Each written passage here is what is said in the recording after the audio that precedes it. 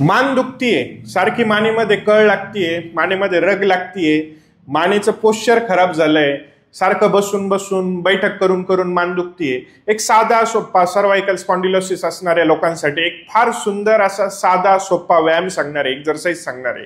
हे केल्याच्या नंतर तुमच्या मानेमधले जे मसल स्टिफ झालेले, कडकपणा आलेला आहे, शिरा दबलेला आहे, स्पॉन्डिलोसिसचा त्रास होतोय, पोश्चर डिफेक्ट होतोय, या सगळ्या गोष्टी व्यवस्थित व्हायला सुरुवात होणार आहे. चला तर मग जाणून घेऊयात. फक्त 10 सेकंदाचा व्यायाम असणारे, फार मोठा नाही, एकदम छोटासा व्यायाम आहे.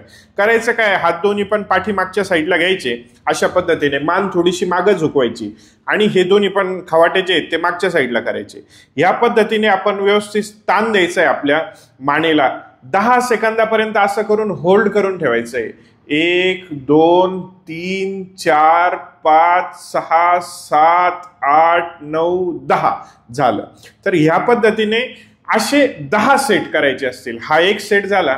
पाठीमागा हात घेऊन मस्तपैकी मानेला ताण दिला, ताण दिल्याच्या नंतर सोडून दिलं.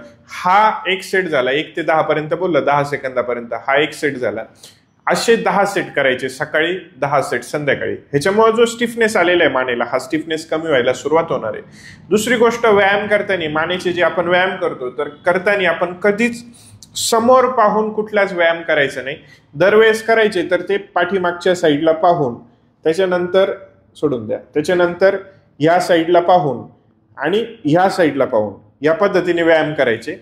हे व्यायाम करत असताना या साईडला केल्याच्या नंतर 10 सेकंद होल्ड करायचं, परत समोर करायचं. या साईडला करून 10 सेकंद होल्ड करायचं, परत समोर करायचं.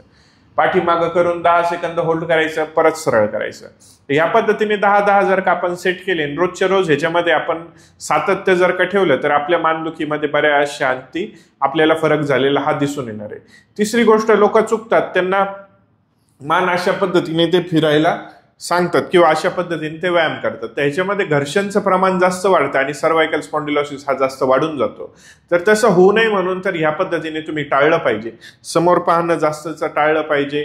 मानेला गपकन असं जास्त जोराचं फिरवणं हे टाळलं पाहिजे आणि सांगितलेले छोटे छोटे व्यायाम केले पाहिजे. तर नक्कीच मानदुखी, सर्वायकल स्पॉन्डिलोसिस, मणक्यात गॅप पडणे ह्याच्यामध्ये आपल्याला फायदे व्हायला सुरुवात होतील. धन्यवाद.